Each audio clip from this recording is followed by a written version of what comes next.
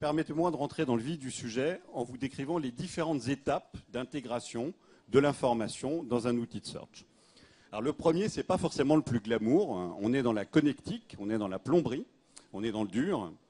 C'est-à-dire qu'il va falloir accéder à des sources, qu'elles soient externes. Donc quand on dit externe, ça peut être des sites web, des flux RSS, ce genre de choses.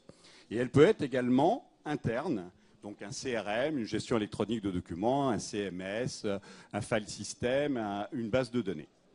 Donc la différence entre les deux, c'est qu'il y a une petite clé en haut à droite de source interne. C'est que dans un cas, il y a une gestion fine de la sécurité. En d'autres termes, le moteur ne doit pas donner accès à des documents auxquels l'utilisateur n'a pas nativement accès dans le système d'information. Alors que dans les sources externes, on est plutôt dans des sources non authentifiées, c'est-à-dire de la donnée disponible sur Internet. Donc une fois qu'on a dit ça, pour accéder à ces formats d'information, il faut fournir ce qu'on appelle, nous, des connecteurs. Donc un connecteur, c'est j'ai une gestion électronique de documents. Donc cette gestion électronique de documents, elle a un format de stockage, elle a des métadonnées spécifiques. Et donc comment j'accède à cette information? Donc on développe quelque chose qui permet d'y accéder et tirer parti de toute la richesse du référentiel du système. La deuxième chose que va permettre le connecteur, c'est traiter toutes les problématiques de sécurité liées aux documents, de manière à, encore une fois, garantir que l'accès par le moteur n'est pas supérieur au droit d'accès dans le système d'information. Et ça, c'est fondamental. Par exemple, nous, on pourrait se connecter à une gestion des ressources humaines avec tous les bulletins de paye. Bon, ce serait quand même un peu embêtant que, suite à une recherche, on ait les bulletins de paye de toute la boîte en réponse et en live sur son outil de recherche.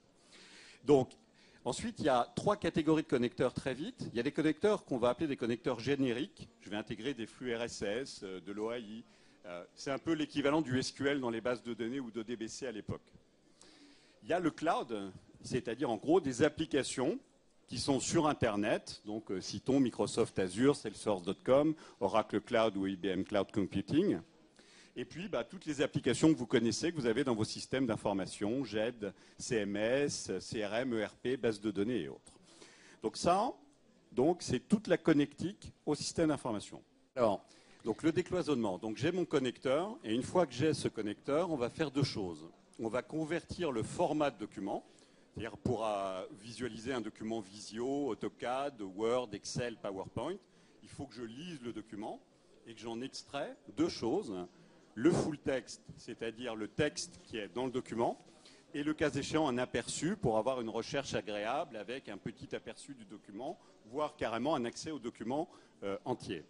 Et derrière, le connecteur, lui, va servir à récupérer des métadonnées système, applicatives ou des règles de sécurité d'accès. Ce qu'on appelle des métadonnées, dans une GED, ça va être la version, le statut du document, la catégorie du document, le type du document.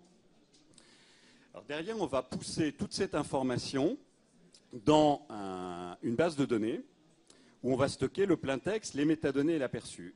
Ce sur quoi j'insiste, c'est que notre parti pris, c'est que ça ne doit pas être un index à ce stade, de manière à ce que s'il faut refaire des choses, on ne soit pas obligé de revenir vers le DSI et de lui dire « Cher monsieur, on a pris 4 jours pour indexer vos 100 millions de documents, on s'est trompé, on recommence. » D'accord? Donc là, on descend ça dans un système qui est neutre aujourd'hui.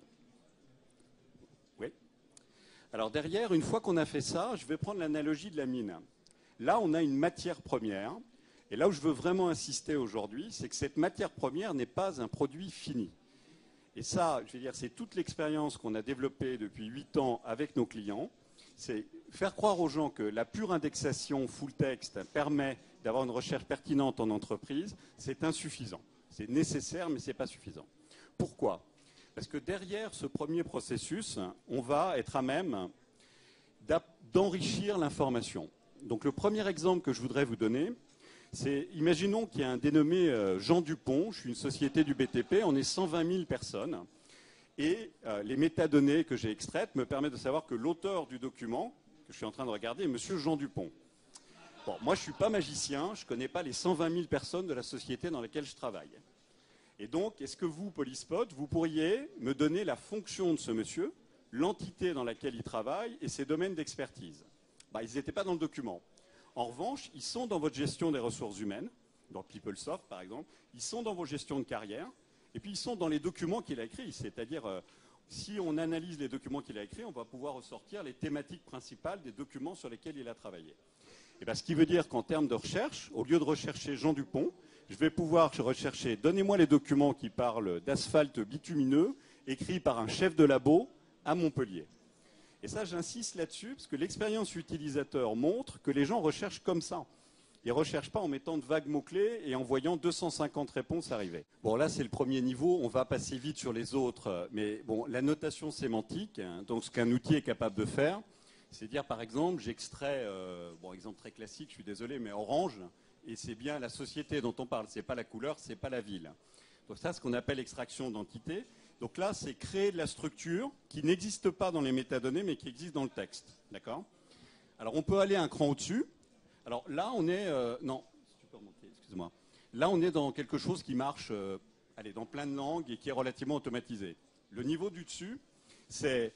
Vous avez diagnostiqué la société A, la société B, et moi, je fais de la veille de fusion-acquisition et je veux savoir tout ce qui est racheté, fusionné, vendu, etc. Et je veux que vous me disiez tout ce qui est la société A racheté la société B. D'accord ? Et identifiez-moi ces événements dans le corps du texte. C'est-à-dire, présentez-moi des relations, en fait. Donc là, on est dans le niveau 2. Alors, le niveau 2, je ne vous le cache pas, ce n'est pas un automatisme. Il faut aller voir le chef de projet, discuter avec les intervenants, voir qu'est-ce qu'on veut surveiller, comment. Donc, c'est moins un automatisme, et ça rejoint ce que disait Thomas. Là, il y a du boulot, là. Alors, quand on parle de l'analyse du sentiment, alors qu'il y a encore un Graal au-dessus, alors là c'est un vrai projet avec des documentalistes, des gens qui s'en occupent, des corrections apportées au moteur, etc. Donc il n'y a pas de magie derrière tout ça. Ça s'appelle un projet. Il est outillé avec une technologie qui sait le faire, mais ça reste un projet. Le dernier point, c'est tout ce qui est collaboratif. C'est-à-dire on va enrichir les documents avec vos expériences en tant qu'utilisateur. Typiquement, quand j'ai tapé ce terme, j'ai choisi ce document. Donc ce document est plutôt pertinent par rapport au thème et on va l'historiser. Ou vous avez annoté le document, vous avez mis un commentaire, vous avez mis une note. Donc tout ça va faire vivre le document, augmenter sa pertinence. Et le dernier point, qui sont des technologies tierces avec lesquelles on peut interagir, je prendrai 2 exemples. Il y a une société en France qui s'appelle Vexis, bravo Vexis, qui est capable de convertir la bande-son d'une vidéo en texte. Alors ça vous paraît magique, moi je l'ai vu, ça marche incroyablement bien, et ça fait qu'une vidéo peut être cherchable sur des critères textuels. Et donc elle interagit exactement comme un document. Et l'autre exemple, c'est l'indexation d'images, c'est-à-dire reconnaître des formes, des images, c'est plutôt nature, c'est plutôt urbain, c'est plutôt rural, c'est plutôt vert, c'est plutôt bleu, etc. Donc ce que je veux vous dire, c'est que la colonne orange au milieu, c'est tout un ensemble de processus qu'on va être capable de brancher pour donner une information hyper pertinente à l'utilisateur. Ma conclusion sur ce slide, c'est de dire un bon moteur de recherche, ce n'est pas celui qui vous donne 136 résultats, mais le résultat que vous cherchiez. Alors, on est dans l'espérance, enfin, c'est une espérance folle, hein, mais déjà, si on est capable de vous présenter 4-5 résultats et que vous pouvez interagir facilement avec ça, est-ce que ce n'est pas ça le but d'un moteur de recherche en entreprise ? On doit être capable de le consommer par des applications qu'on fournit nous, mais par les applications qui sont également chez vous. C'est-à-dire, vous avez un site web. Est-ce que je peux utiliser ce type de technique sur mon site web ? Bien sûr que oui, c'est fait pour ça. J'ai un portail. Est-ce que je peux émuler le moteur de recherche dans mon portail sans créer une nouvelle application dans mon entreprise ? La réponse est oui. Donc la vision, c'est de dire que ces services sont des services consommables par n'importe quel outil, y compris les nôtres, à l'intérieur du système d'information.